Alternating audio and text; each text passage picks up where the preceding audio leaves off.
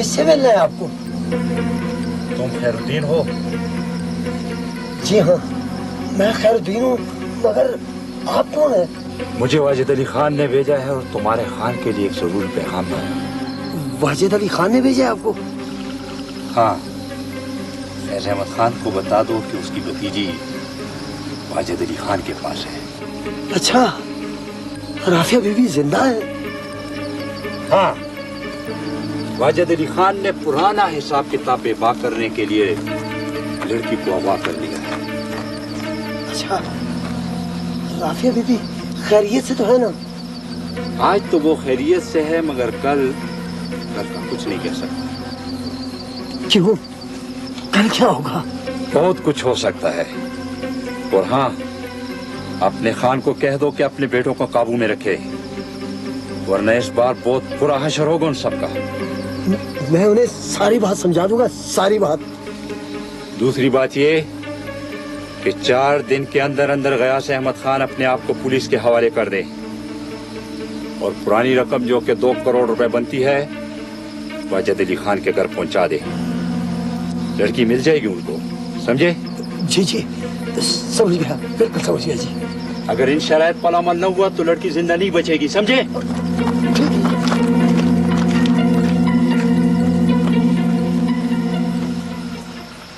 अब्बाजान मरहूम कहा करते थे, फैसला उसी शख्स को करना चाहिए जो उस पर अमल भी करा सके। मगर कौन सुनता है मेरी इस घर में जो मैं इतने बड़े बड़े फैसले करता फिरूं? देखिए, बच्चों से छोटी मोटी गलतियां तो हो ही जाती हैं। जी हाँ, छोटी मोटी गलतियां। राफिया रात के 10 बजे बगैर मेरी इजाजत के इस घर से चली गई। ये छोटी मोटी गलती थी। तुम्हारा साहबजादा दुश्मनों के घर में जाकर उन्हें ललकार आया, ये भी छोटी मोटी गलती। सफिया बेगम, इस घर में हर रोज इस किस्म की छोटी मोटी गलतियां होती रहती हैं। हद हो गई है नाफरमानी की। बाबा जान, आप सारी रात जागते रहे, कुछ देर आराम कर लें, फिर शाम को बात करेंगे। नहीं बहू बेगम, तुम नहीं जानती वाजिद अली खान को। बड़े सफाक लोग हैं वो। जितना जल्द हो सके हमें उन्हें जवाब भिजवा देना चाहिए। बाबा जान, मेरे ख्याल में हमारे पास इसके अलावा और कोई रास्ता नहीं है कि हम उनकी दोनों शर्तें मान लें। बहुत खूब, बहुत खूब। क्या है मेरे पास जो मैं उनकी दोनों शर्तें मान लूं? बाबा जान, कुछ ना भी हो, फिर भी हमें राफिया के लिए कुछ न कुछ बंदोबस्त तो करना ही होगा। अब उनसे बातचीत करके रकम में कमी भी तो करवाई जा सकती है। 75 लाख तो हमने उनका देना ही था। इस पर 10 साल का सूद लगाकर उन्होंने 2 करोड़ बना दिया है। हिसाब जितना भी बना लिया हो उन्होंने, कीमत तो मैं नहीं अदा करनी है ना। अब्बाजान मरहूम कहा करते थे, सही फैसला वही कर सकता है जिसने कीमत अदा करनी होती है। बाबा जान, तौसीफ कह रहा था कि रकम का बंदोबस्त हो जाएगा। कहां से हो जाएगा? कहां से कर लेगा वो इतनी बड़ी रकम का बंदोबस्त? बताओ मुझे। एक बहुत बड़ी कंस्ट्रक्शन कंपनी उसके हिस्से की प्रॉपर्टी खरीदना चाह रही है। कई दिनों से बातचीत चल रही है। देखा, देखा तुमने? बात कहां तक पहुंची है साहबजादे ने मुझे नहीं बताया। फिर तुम कहती हो इस कद की छोटी मोटी बातें होती ही रहती। देखें, आखिर उसने रकम का बंदोबस्त कहीं ना कहीं से तो करना ही था ना। बाबा जान, जल्द या बदेर ये रकम तो हमने अदा करनी ही थी। अच्छा है ये झगड़ा हमेशा हमेशा के लिए खत्म हो जाए। ये झगड़ा इतनी आसानी से खत्म नहीं होगा। उन्होंने कहा है 2 करोड़ के अलावा गयास अहमद खान खुद को पुलिस के हवाले करेगा, तब राफिया वापस आएगी। अब ये फैसला तो गयास अंकल को खुद ही करना पड़ेगा। मैंने जो भी फैसला किया, कल सुबह होने से पहले तुम्हें इत्तला हो जाएगी। फिर वही बात यार, इसमें सोचने की क्या बात है? सोचते सोचते तो सारी उम्र गुजार दिया तुमने। छोड़ो हमें, यार पार कर ही थे।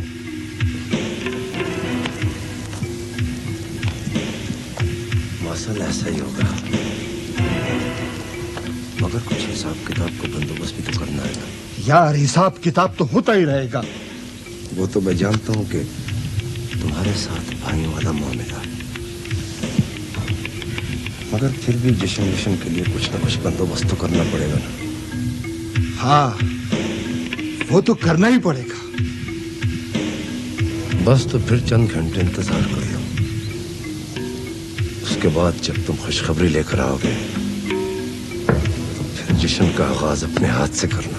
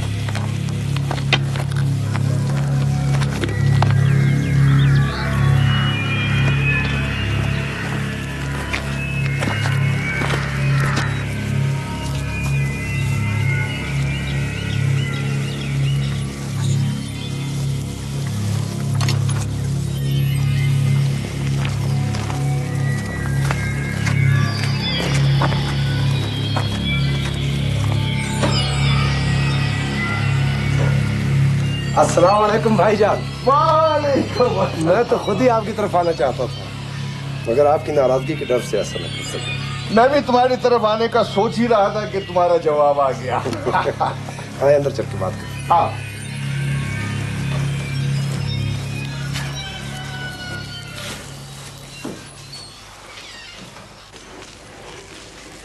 लगता है भाईजान अब ये बात मेरे हाथ से भी निकलती जा रही है। मुझे पहले ही पता था कि तुम कुछ ना कुछ करने के लिए पर तोड़ रहे होगे। अब्बा जान मरहूम कहा करते थे कि किसी भी हकीकत को उस वक्त तक नहीं समझा जा सकता जब तक उसे डिसाइफर न कर लिया जाए, उसे उधेड़ न लिया जाए, उसका तजजिया न कर लिया जाए। वक्त की तनाबें अगर इंसान के अपने हाथ में हो उसे ऐसा जरूर करना चाहिए। गयास, वक्त इसीलिए हाथ से निकल जाता है कि जिंदगी में जो कुछ हमें पेश आता है हम उसका मफहूम समझे बगैर रिएक्ट कर देते हैं। मगर हम एक ऐसी जगह रह रहे हैं जहां हकीकत को एक खास हद से आगे उधेड़ने की रविश को पसंद नहीं किया जाता। हाँ, किसी न किसी को तो इस सोच को बदलना होगा। अब देखो, वाजिद अली खान ने 2 करोड़ मांगे हैं और मेरी गिरफ्तारी की शर्त भी रखी है। खैर तुम छोड़ो उसे, ये उनका कोई नया मुतालबा तो है नहीं। इसीलिए मेरा जवाब भी तो नया नहीं है। मैंने भी उन्हें अभी जवाब नहीं दिया, लेकिन गयास गुफ्तगू तो करना होगी। भाईजान उन्होंने कुछ लिए बगैर तो हमारी बात नहीं मानी। देखो गयास, 75 लाख तो हमने उनके देने ही हैं। अब अगर 10 साल का इंटरेस्ट लगाकर 1.5-2 करोड़ में राफिया बेटी घर वापस आ जाए और पुरानी दुश्मनी भी खत्म हो जाए तो मेरा ख्याल है ये कोई घाटे का सौदा नहीं है। नहीं भाईजान, इन खुतूत पे आप सोचना छोड़ दें। मैंने सिर्फ 10 लाख में सारे झगड़े को हमेशा हमेशा के लिए खत्म करने का बंदोबस्त कर लिया है। एक बार पहले भी तुमने मुझे ये ख्वाना ख्वाब दिखाया था। अब 10 साल तक इन जंगलों में खाक छानने के बाद भी फिर तुम मुझे वही ख्वाना ख्वाब दिखाना चाहते हो। ऐसा नहीं होगा। इस मर्तबा वो होगा जो मैं चाहूंगा। भाईजान, पहले भी ऐसा ही हुआ था।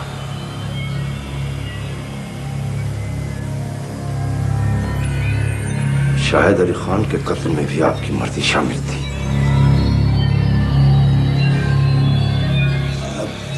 नहीं, देखो यार बेटे, तुमने उस वक्त ही मेरी बात नहीं मानी थी, अब फिर गलती कर रहे हो।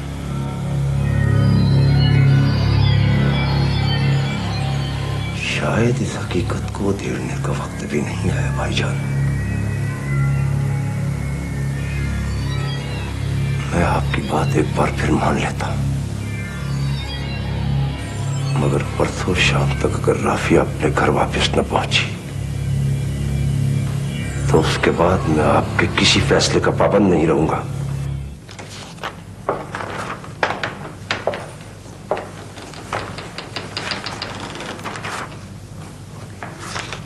लगता है तुम्हारा दिल लग गया है यहाँ।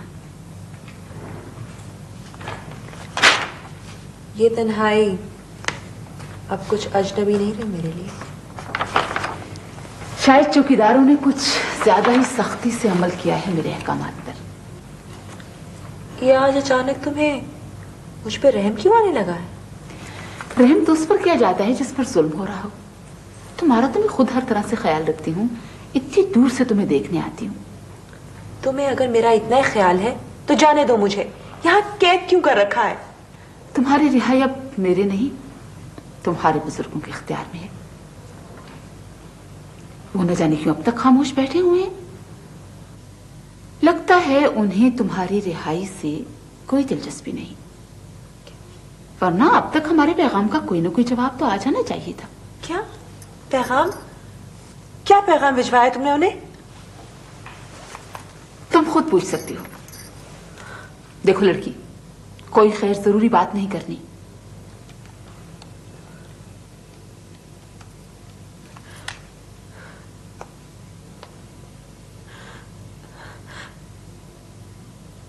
हेलो हेलो हेलो भाभी, मैं राफिया बोल रही हूँ। राफिया, कहाँ हो तुम? कैसी हो? ठीक तो हो ना? बस जिंदा हूँ। कहाँ से फोन किया तुमने? कुछ तो बताओ। मुझे नहीं पता ये कौन सी जगह है। हमें सब मालूम है। हमने उन लोगों को पैगाम भिजवा दिया है। सब ठीक हो जाएगा। तुम बहुत जल्द अपने घर आ जाओगी, घबराना नहीं। भाभी भाभी, मेरा तो दम घुटने लगता है यहाँ पर।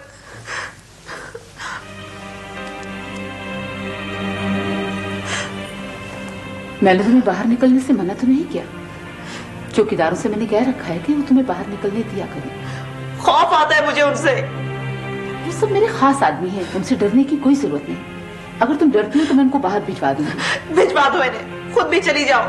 मैं किसी से कोई बात नहीं करना चाहती।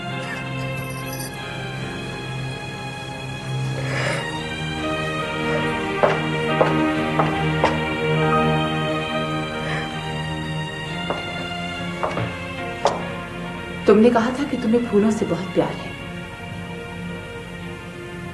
बाहर लॉन में बागवानी का सामान पड़ा है, मैं मौसमी फूलों की पनीरी भिजवा दूंगी। वैसे भी इंसान मसरूफ हो तो वक्त अच्छा गुजर जाता है।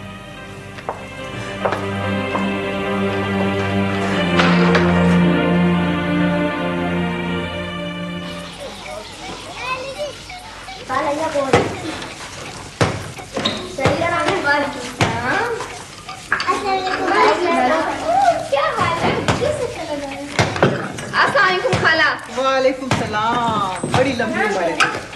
अभी मैं हनीफ के अब्बा से कह रही थी, नाजो ढेर सारी मिठाई लेकर आई थी। खाला, खुद ही तो कहा था तुमने कि जब तक राफिया वापस नहीं आ जाती कोई मिठाई नहीं बांटनी किसी ने। हाय हाय, ये तो मैं भूल ही गई। अरे तुम वक्तों ने इस कदर दिमाग खराब कर रखा है कि कोई अच्छी बुरी बात याद ही नहीं रहती। खाला, अब ये ना भूल जाना कि जो कपड़े तुम धोने के लिए दे आई थी ना, वो मैं धो के ले आई हूँ। ये लो, ये रख लो। और हाँ खाला, ये थैला जरा याद से वापस भिजवा देना। अल्लाह तेरी लंबी उम्र करे, ढेर सारी खुशियाँ तुझे मिले। तूने खुद क्यों धोए कपड़े? खुद थोड़े धोए मैंने, मशीन ने धोए हैं। अरे ये तो मैं भूल ही गई। अरे रास्ता चौड़ा सकते नहीं है तुम। अस्सलाम वालेकुम खालू जान। वालेकुम अस्सलाम। सुनाओ नाजो बेटी, कैसी है तू? बिल्कुल ठीक हूँ। सुना है बड़ी अच्छी नौकरी मिली है तुम्हें, बड़ी तारीफ कर रहा था बरकत अली। जी खालू जान।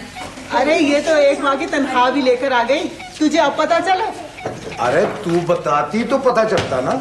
वो तो कल इस्लाही कमेटी की मीटिंग में इसके बाप से मुलाकात हो गई तो बातों बातों में उसने ये जिक्र भी छेड़ दिया। अच्छा तुम बैठो बेटी, अरे नाजो। जी खाला। मैंने सुना है बहुत बड़ी सी गाड़ी लेने आती है तुझे, और सारा दिन तू गांव-गांव घूमती रहती है। घूमती नहीं रहती खाला, काम करती रहती हूँ, काम। अरे तो कुछ हमें भी पता चले ना, क्या काम करती है तू? अब अगर बता दिया ना तो फिर भूल जाएगा तुझे, इसलिए कल सुबह अपने साथ ले जाऊंगी। चल झूठी कहीं। तुम्हें यकीन है बहू, वो राफिया की आवाज थी? बाबा जान, मेरा हाफजा इतना भी कमजोर नहीं है कि मैं राफिया की आवाज ना पहचान सकूं। दरअसल जब इंसान परेशान होता है तो उसकी बसारत समाज तक धोखा दे जाती है। वो तो ठीक है, लेकिन राफिया की आवाज अभी तक मेरे कानों में गूंज रही है। जब तक मैं उसे देख न लूं मुझे यकीन नहीं आएगा। बहू, इसमें तुम्हारा कोई कसूर नहीं। दरअसल हम बुरी खबरें सुनने के इस कदर आदी हो चुके हैं कि हमें अच्छी खबरों का यकीन ही नहीं आता। बाबाजान, मुझे राफिया के जिंदा होने में पहले भी शक नहीं था। मैंने अम्मी जान से भी कह दिया था कि वो लोग हमसे अपनी शराइत मनवाने के लिए जरूर राफिया की हिफाजत करेंगे। तौसीफ, तुम्हारे एंड पे क्या प्रोग्रेस है? रकम का बंदोबस्त हुआ या नहीं? वो लोग बाबाजान से बात करना चाहते हैं। उससे क्या बात करना चाहते हैं? वो प्रॉपर्टी की जो डॉक्यूमेंट्स मैंने उन्हें दिए हैं, एक तो वो उनसे मुतमईन नहीं है, दूसरा अगर डील होगी तो वो लोग कह रहे हैं कि हम 50 लाख से ज्यादा डाउन नहीं करेंगे। देखो, जहां तक प्रॉपर्टी के डॉक्यूमेंट्स का ताल्लुक है मैं उन्हें मुतमईन कर दूंगा। बाकी रहा डाउन पेमेंट, तो जो मैं चाहूंगा वो उन्हें करना होगी। आप आज ही कोई वक्त निकाल कर उनसे बात कर लें। आखिर पता तो चले कि वो लोग हैं कौन। अब्बाजान मरहूम कहा करते थे किसी भी अजनबी शख्स से मिलने से पहले उसके बारे में मालूमात हासिल कर लेनी चाहिए। शहरोज खान नाम है उस कंपनी की चीफ एग्जीक्यूटिव का। चाचा शहरोज, उसको तो मैं बहुत अच्छी तरह जानता हूँ। ये वही शहरोज है ना जो जंगलात के ठेके लिया करता था? जी बिल्कुल। बहुत लूटा है उसने इस इलाके के जंगलात को। जब से लकड़ी काटने पर पाबंदी लगी है तो दूसरे मैदानों का रुख कर लिया है। बाबाजान, अगर वाजिद अली खान ने हमारी शराइत मान ली तो शायद हमें कल ही रकम का बंदोबस्त करना पड़े। इसीलिए तो मैं कह रहा हूँ कि बाबाजान आज ही उनसे बात कर लें। ठहरो, पहले खैरुद्दीन को आ लेने दो, देखो वो क्या जवाब लेकर आता है, फिर मैं शहरोज से बात करूंगा।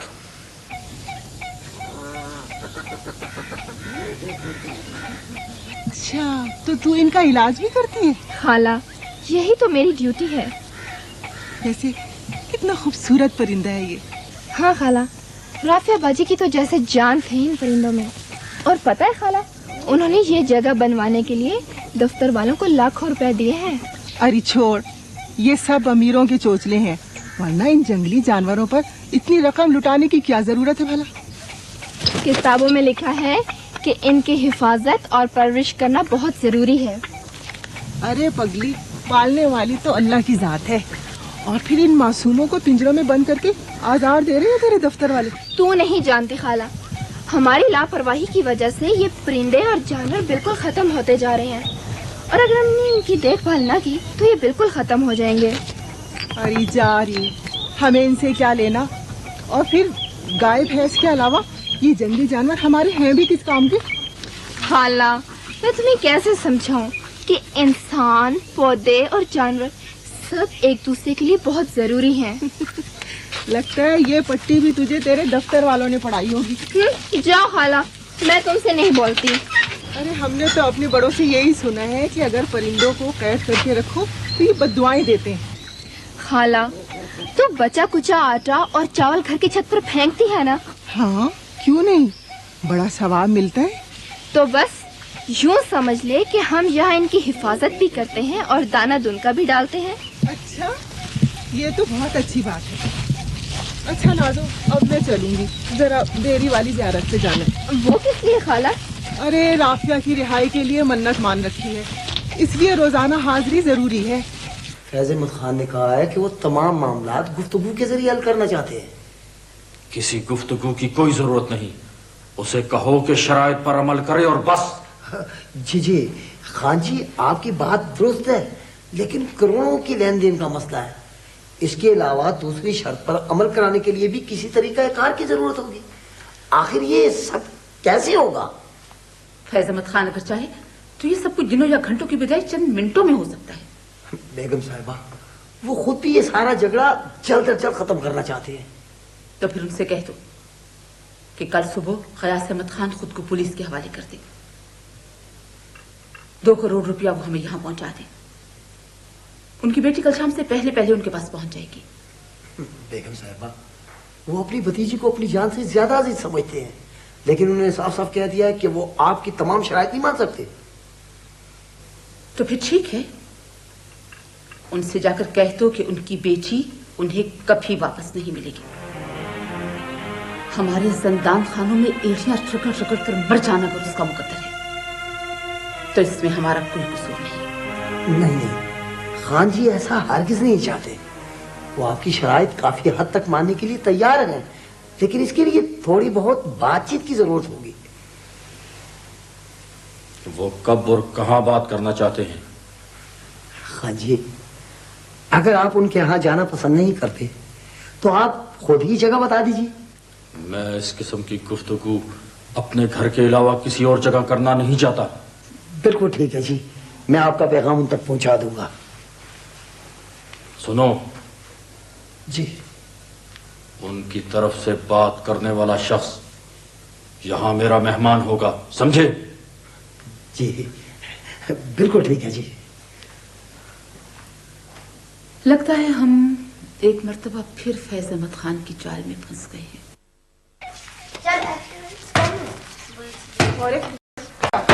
बैठ जा आराम से, और वक्त खेलता रहता है।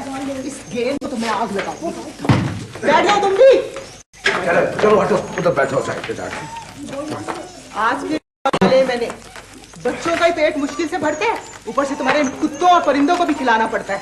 बस तू जरा सब्र कर, 2-4 दिन की तो बात है, फिर सारी नेस्ती दूर हो जाएगी।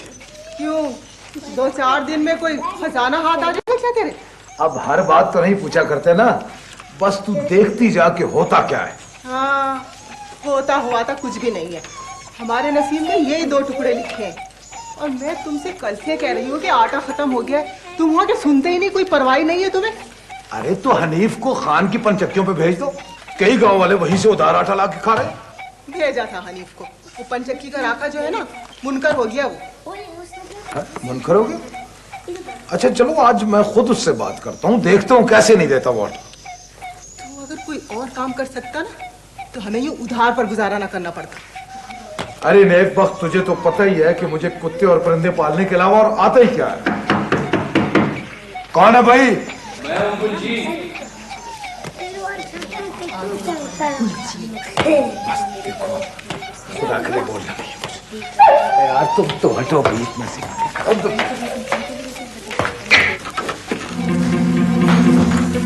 क्या बात है गुलजी, तुम जल्दी नहीं आ गए कुछ? फैयाज खान वक्त से पहले निकलना चाहते हैं। अच्छा, बच्चे कैसे हैं? हाँ हाँ, क्या फैयाज खान वक्त से पहले निकलना चाहते हैं? तुम जल्दी से गांव के पार वाले मैदान में आ जाओ, हम वही तुम्हारा इंतजार कर रहे हैं। यूं दिन दिहाड़े निकल पड़ना खतरनाक क्या सकता है? दिन दिहाड़े कौन निकलता है? पहले सब लोग डेरे पर जमा होंगे, फिर वहीं से रवानगी होगी। अच्छा, तुमने तो मुझे डरा ही दिया था। अरे इसमें डरने वाली कौन सी बात है यार? अच्छा तुम यूं करो, तुम जाओ, मैं 2 मिनट में आता हूँ।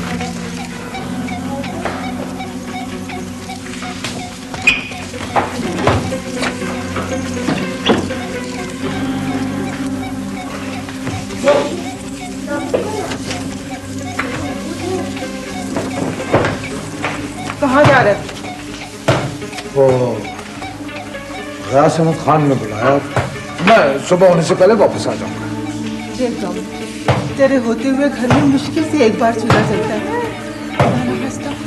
तुम ना आया तो? अरे देख बात, तू दिल छोटा ना कर, मैं जल्दी आ जाऊंगा। अच्छा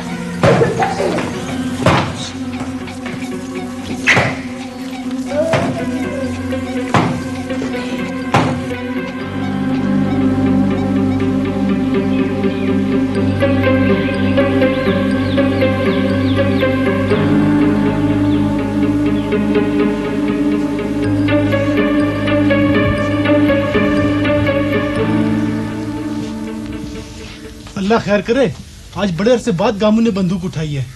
बाहर मैदान में एक गाड़ी खड़ी है, 3-4 मसला लोग उसमें बैठे हैं, शायद गामू उनकी तरफ जा रहा है। अभी गुलजी भी यहीं से गुजरा है, गयास अहमद खान का खास आदमी है। जब से गयास की बेटी अगवा हुई है, सारे इलाके में खौफ और राज फैला हुआ है। सब लोग यही कह रहे हैं कि अब फिर खून की होली खेली जाएगी। करमू, उनकी आंखों में खून उतर आए ना तो फिर कोई भी उनके हाथ नहीं रोक सकता। अल्लाह खैर करे, ये झगड़ा ना जाने कब खत्म होगा। चाचा। वालेकुम सलाम। क्यों गुलाबा, खैरियत तो है ना? क्या बताऊं चाचा, फयाज खान ने सलमा के बाबा को बुलवाया है। वो बंदूक साथ लेकर गया है। गुलजी लेने आया था उसे, कह रहा था सब खान के डेरे पर जमा हो रहे हैं। देखो तुम यूं करो, फैज अहमद खान घर पर मौजूद है, तुम खुद ही सब कुछ चलकर उन्हें बता दो। कह तो मैं उसे दूंगी, मगर इससे फर्क कोई नहीं पड़ेगा। मैं जानती हूँ गयास खान किसी की नहीं सुनेगा। बड़ा खान अपने भाई को अच्छी तरह से जानता है, कोई ना कोई रास्ता निकाल ही देगा। चलो आओ।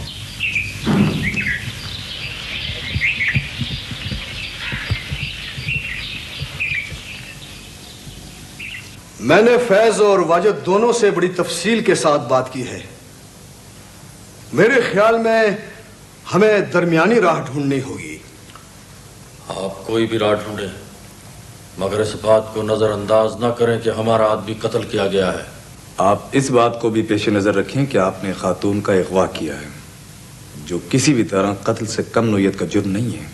वो ठीक है, मगर शाहिद अली खान की बीवी भी 10 साल से बेवा है, जबकि गयास अहमद खान आजाद पे रहा है। ये सारे हकायक दुरुस्त हैं, इसलिए मैं समझता हूं कि दरमियाना रास्ता यही है कि 2 करोड़ के मुआवजे पर ये लोग मुकम्मल सुलह कर लें। हम ये नहीं मान सकते। शाहिद अली खान के कत्ल के बदले में गयास अहमद खान को जेल जाना होगा। अगर तुम अदालत में गयास को सजा दिलवाना चाहते हो तो फिर तुम्हें भी उसकी बेटी के अगवा के जुर्म में जेल जाना होगा। उसे हमें इसलिए अगवा करना पड़ा कि आज तक किसी ने हमसे बात करने की जरूरत ही महसूस नहीं की। यकीनन फैज अहमद खान से यह कोताही हुई है, इसीलिए तो तुम्हें इतना बड़ा माली मुआवजा मिल रहा है। गयास अहमद खान मेरा नहीं, मेरी बहन का मुजरम है। उसे माफ करना मेरे इख्तियार में नहीं। ठीक है, अगर तुम्हें सलाह मशवरे के लिए मोहलत चाहिए तो हम फिर किसी वक्त आ जाएंगे। हम मशवरा करके आपको इत्ला कर देंगे। मैंने वाजिद अली खान से कह दिया है कि अगर मुझे दोनों में से एक का इंतखाब करना पड़ा तो मैं गयास अहमद खान को कानून की गिरफ्त में देखना चाहूंगी। मैं किसी भी सूरत इस मुकदमे से दस्तबरदार नहीं हो सकती। क्या तुम्हारे लिए ये काफी नहीं कि मेरे बाप ने 10 साल घर से दूर जंगलों में गुजार दिए? ये तो जिंदा दरगोर हो जाने वाली बात है। लेकिन वो जिंदा तो है ना, तुम्हारे सर पर बाप का साया तो मौजूद है। अगर तुम्हारा शौहर कत्ल हुआ तो इसमें कुछ कसूर तो उसका अपना भी होगा ना? नहीं, उसे धोखा दिया गया था। उस रोज गयास अहमद खान ने 75 लाख रुपए देकर जायदाद के कागजात वापस ले जाने थे। कागजात उसने वापस ले लिए, मगर 75 लाख रुपए देने की बजाय गोलियां दाग दी। कागजात मिल जाने से मलकियत तो नहीं मिल जाती। शाहिद अली खान उन सब सजारों का इकलौता वारिस था। उसके रास्ते से हट जाने के बाद सब कुछ तुम लोगों को मिल गया, कोई पूछने वाला ही ना रहा। मैंने तो सुना है कि उस रोज और भी बहुत कुछ हुआ था। वो सब इल्जाम था। कुछ लोग कहते हैं कि वो इल्जाम न था, सच था। लोग तो ये भी कहते हैं कि कत्ल तुम्हारे बाप ने नहीं किया। तुम लोगों की बात को छुटलाकर मेरे बाप को एक ना करता गुनाह की सजा देने पर क्यों बजिद हो? इसलिए कि लोग वही कहते हैं जो वो जानते हैं, और जो वो नहीं जानते उसके बारे में वो जो कुछ भी कहते हैं वो झूठ होता है। तो वो क्या है जो सच है, जो तुम जानती हो और लोग नहीं जानते? वो सच मैं उस वक्त बताऊंगी जब गयास अहमद खान मुजरमों के कटहरे में मेरे सामने सर झुकाए खड़ा होगा। देखो गयास, जलाल बाबा आज भी उनसे बात करने गए थे, कल फिर जाएंगे। बहुत जल्द तुम कोई अच्छी खबर सुन लो। अच्छी खबरें वाजिद अली खान के गांव से नहीं आ सकती भाईजान। मायूस नहीं होना चाहिए। कैसी गैर मुनासिब बात है, जिस घर में मैं जिरगा भेज रहा हूँ तुम उस घर पर हमला करने जा रहे हो। कल कला को हमारी बात पर कौन एतबार करेगा? भाईजान, मैं आपको और अपने आप को एतबार के काबिल ही साबित करने के लिए ये कदम उठा रहा हूँ। देखो गयास, मैं जानता हूं तुम मेरे कहने पर वापस नहीं जाओगे, मगर इतना सुन लो कि जो मकसद तुम बंदूक के जोर पर हासिल करना चाहते हो वो हमने बगैर गोली चलाए हासिल कर लिया है। तुम्हें जलाल बाबा की बात मान लेनी चाहिए गयास। वासल, तुम और तुम्हारे साथ अगर मेरे साथ नहीं जाना चाहते तुम लोग जा सकते हो। अब बुज़दिल नहीं है कि तुम अकेला छोड़ दे, मगर अब झगड़े की कोई जरूरत नहीं रही है। उन्होंने तुम्हारी सारी शराइत मान ली है। जलाल बाबा कह रहे हैं ऐसा फैसला होगा जिसमें हमारी बेटी भी वापस आ जाएगी और पुरानी दुश्मनी भी खत्म हो जाएगी। जलाल बाबा की बात मानकर तुम गांव वालों के दिल जीत लोगे गयास। अब्बा मरहूम भी यही कहा करते थे कि ऐसा रास्ता अख्तियार करो कि सांप भी मर जाए और लाठी भी ना टूटे।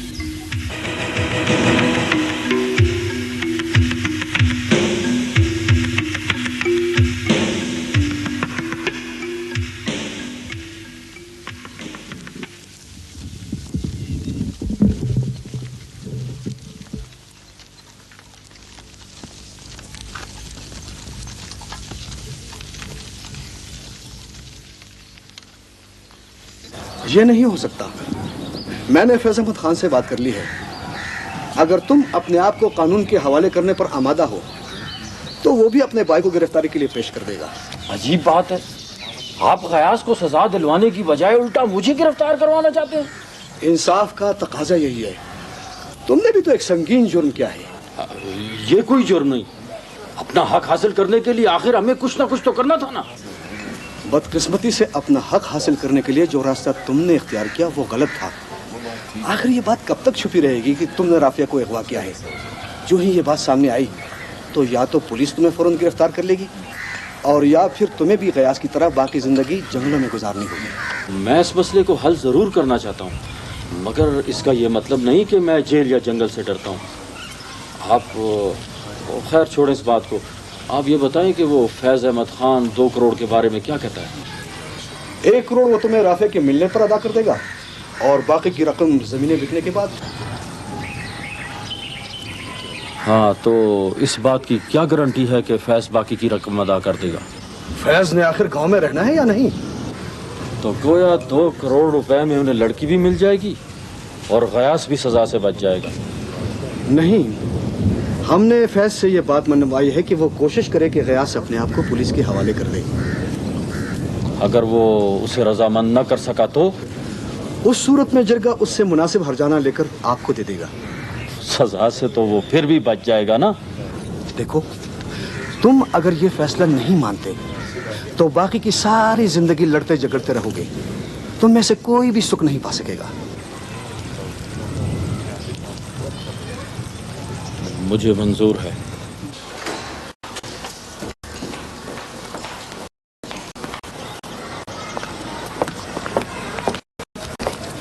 क्या फैसला हुआ? 2 करोड़ के एवज लड़की को आज शाम वापस कर दिया जाएगा। और फैसला में? उसका फैसला बाद में होगा।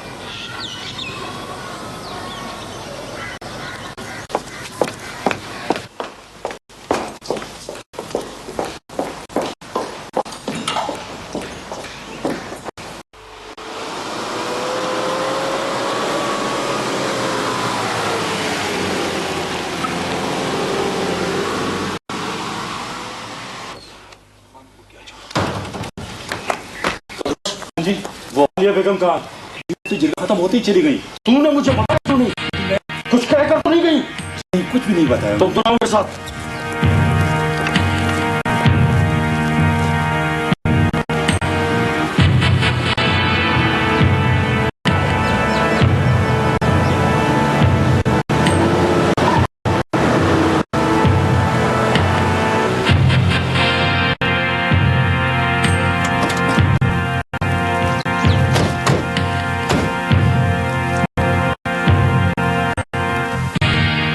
जरीना, ओ जरीना। जी हाँ जी। आलिया बेगम को मेरे आने की इत्तला। जी वो अभी तक से वापस नहीं आई। वापस नहीं आई? जी नहीं।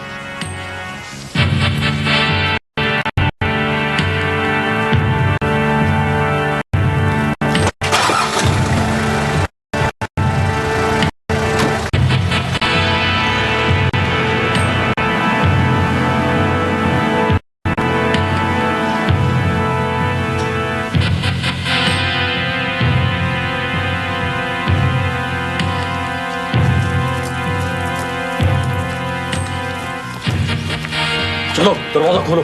जी वो लड़की तो जा चुकी है। क्या लड़की जा रही है?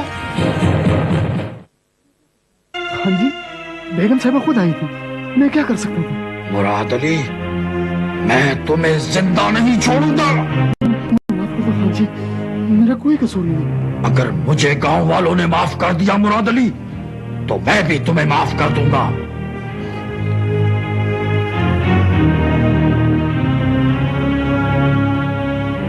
के जाने की कोई जरूरत नहीं है, सारी बात तय हो चुकी है।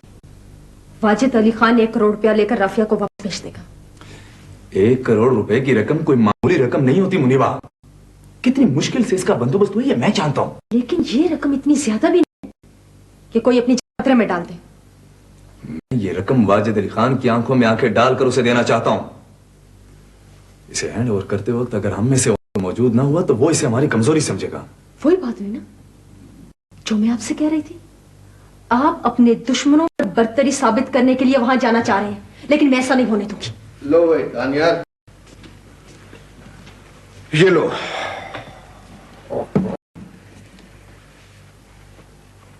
इतना बड़ा तावान अदा करके हमारी तो कमर टूट जाएगी। पुरानी दुश्मनी की ये जंग लगता है वाजिद अली खान जीत गया है। नहीं बाबा जान, इस तरह की जंगों में ना फतह हरफ आखिर होती है और ना शिकस्त। 10 साल पहले शायद अली खान रास्ते से हट जाने से जो जंग हमने जीती थी, आज उसकी कीमत अपने हाथों से देने जा रहा हूं। इस तरह की डायरेक्ट कॉन्फ्रंटेशन हर सूरत में अवॉइड करनी चाहिए। बाबा जान, आप ये रकम जलाल बाबा को दे दें ताकि वो वाजिद अली खान को देकर राफिया वापस ले आए। मैंने इसके वहां जाने पर कभी इसरार नहीं किया। अगर ये वहां जाना नहीं चाहता तो मैं खुद चला जाऊंगा। नहीं बाबा जान, मैं कोई वहां अकेला तो नहीं जा रहा। गांव के लोग भी साथ होंगे और ऐसे में वाजिद अली खान हम पर हमला करने का तस्वुर भी नहीं कर सकता। न जाने तौसीफ कहाँ चला गया है, वो खुद ही चला जाता तो बेहतर था। नहीं अम्मी जान, उसका वहां जाना मुनासिब नहीं है। मुनीबा को तुम्हारे अगर वहां जाने पे एतराज है तो बेहतर है तुम ना जाओ। प्लीज अम्मी जान, ये वक्त इन बातों में उलझने का नहीं है। मुनीबा, तुम भी इस बात को इशू ना बनाओ तो बेहतर होगा। छोटे खान जी, जलाल बाबा आ गए हैं। वो शाम से पहले वहां पहुंचना चाहते हैं। अच्छा भाई, खुदा हाफिज।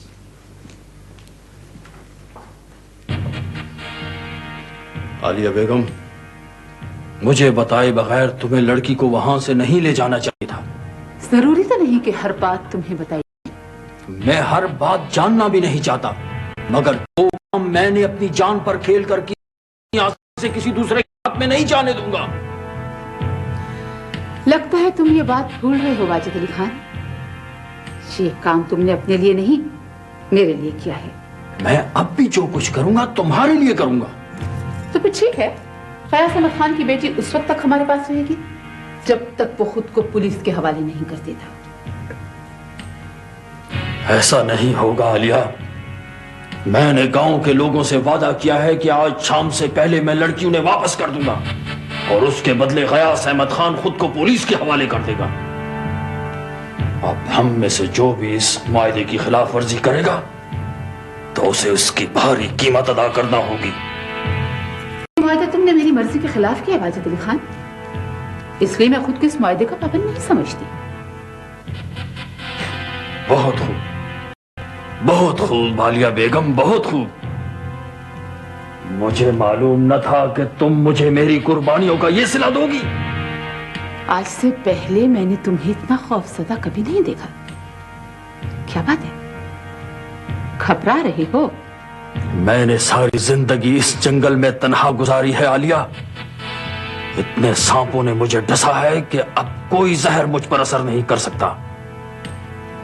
मुझे सिर्फ तुम्हारी फिक्र है। औरत तो उसी दिन अपने अंजाम को पहुंच जाती है जब उसका सुहाग उससे छीन लिया जाता है। उस दिन के बाद उसके सारे खौफ दूर हो जाते हैं। कोई ख्वाब डरावना नहीं रहता, कोई जुर्म भयानक नहीं होता। मैं जानता हूं तुम बहुत दुखी हो आलिया। जिंदगी ने तुम्हें बहुत दुख दिए हैं। तुम जो भी करो ठीक होगा, मैं तुमसे गिला तक ना करूंगा। मगर एक बात याद रखना, तुम ये इंतकाम गयास अहमद खान से नहीं, मुझसे ले रही हो। खुदा न करे कि तुम्हें पछताना पड़े।